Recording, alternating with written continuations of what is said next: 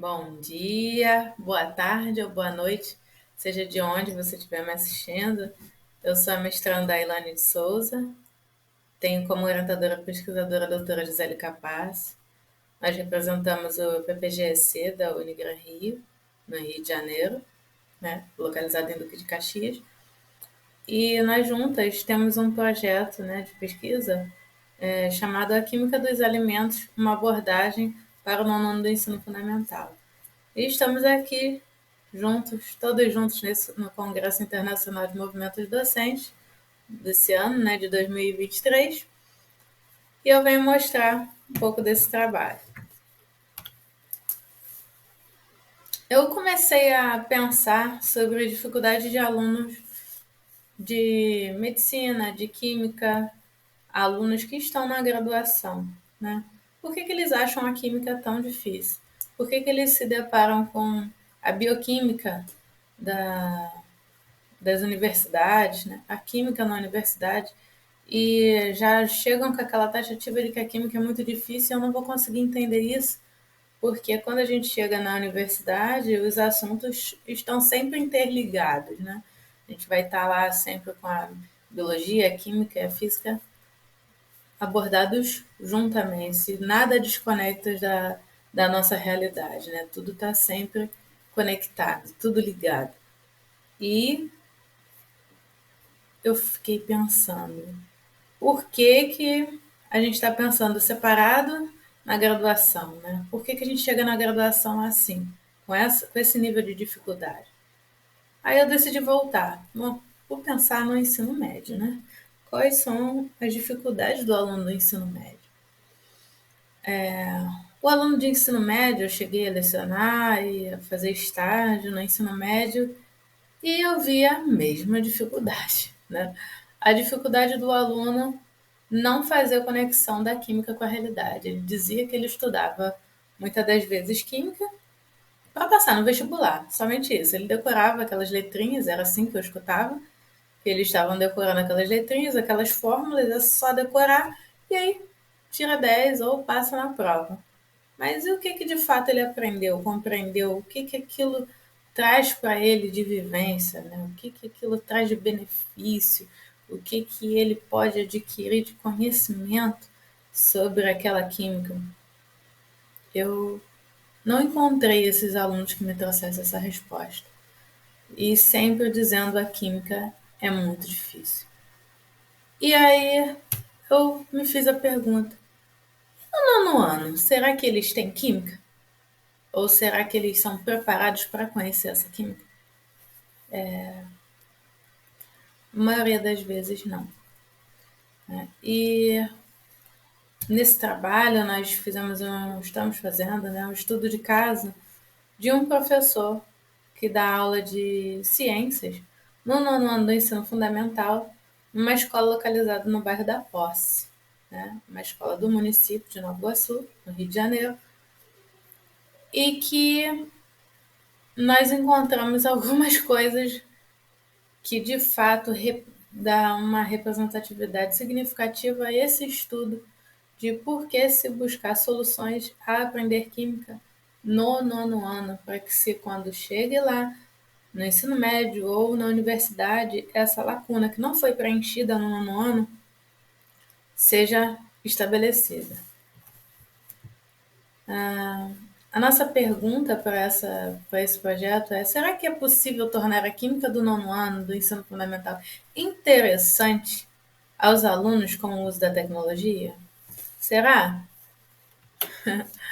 Então, a nossa fundamentação teórica foi baseada, né, na formação inicial dos professores, que hoje nós verificamos, né, vários artigos dizendo sobre as deficiências, ah, por não possuírem muitos subsídios, né, para inovar no ensino. Esses professores se sentem um pouco limitados, até por conta de tempo, né, para planejamento. Né? Os assuntos estão sempre colocados de maneira descontextualizada com a realidade, né? A resolução é sempre mecânica dos exercícios, pergunta e resposta, não aquela questão prática, né? Envolver o aluno com o cotidiano, coisas lúdicas, para que ele visualize aquilo como algo próximo, que ele possa se interessar. E o foco desse trabalho que é o uso da tecnologia educacional, né, com equipamentos móveis. Nós temos, né, a legislação aplicada ao nono ano do ensino fundamental, que é a Lei de Diretrizes e Bases de 96, que já fala sobre interdisciplinaridade, né, que é essa questão que a gente fala da química, biologia, física, interagindo, né, esses assuntos para que esse aluno do nono ano ingresse ao ensino médio, né, já tendo esse conhecimento. Os PCNs também nos trazem um conteúdo falando sobre abordar a ciência, né, com a alimentação, falando sobre dietas, consumo de alimentos, e a base comum curricular nos traz, né, a matéria ciência da natureza junto com outras disciplinas, que é a mesma coisa, né, da interdisciplinaridade. E fala também sobre educação alimentar, sobre o excesso de açúcar e consequências à saúde. Pois bem, visto isso, no trabalho nós colocamos a alimentação consciente, que nada mais é do que esse aluno ele conhecer um pouco sobre alimentação saudável, porém ele aprender a ter consciência de hábitos melhores, né? Que os alimentos nada mais são do que misturas complexas de elementos químicos, né? Que a gente vai encontrar hidrogênio, carbono, oxigênio, nitrogênio, entre outros. E ele vai começar a ver isso além da tabela periódica, né? Ele vai começar a ver alimentos, né? E começar a pensar, opa, né, na minha digestão isso funciona e tal. Ele vai começar a entender um pouco mais e a buscar por si só esse conhecimento. E nesse trabalho nós temos as tecnologias digitais aplicadas ao ensino, né? Que seria um pouco dessa gamificação que hoje se fala tanto. Nós encontramos um artigo muito interessante, né, que é do SB Games, falando em 2022, que foram identificadas 2013 publicações falando sobre os jogos digitais educacionais. Porém, desses 2013, de 2010 a 2022, né, que são 10 anos, foram publicados 503 artigos só falando sobre os jogos.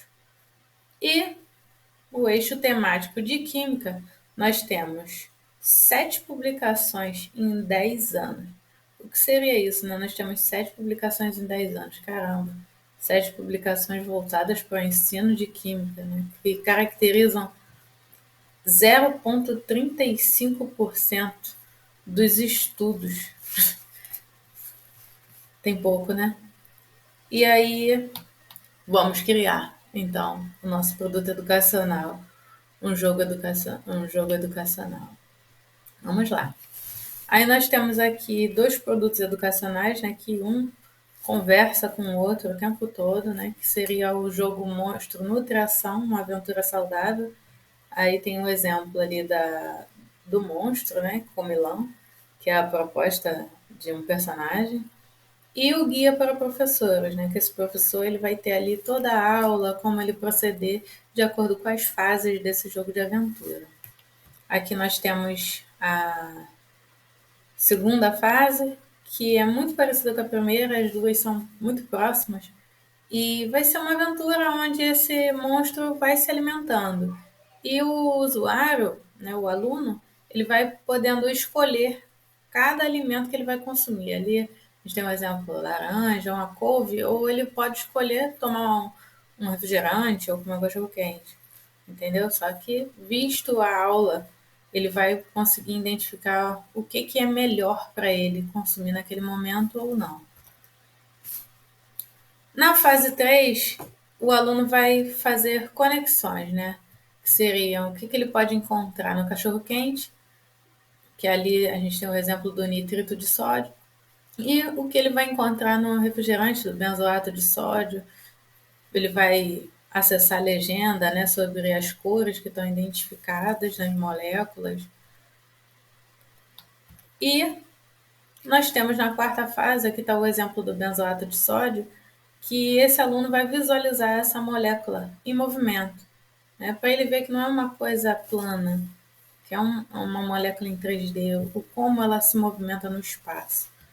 Nós vamos ter um acesso ao guia na página principal, né, do jogo, de acordo com o celular, e esse aluno vai clicar ali e ter acesso ao guia. Que segue nossas referências e muito obrigada.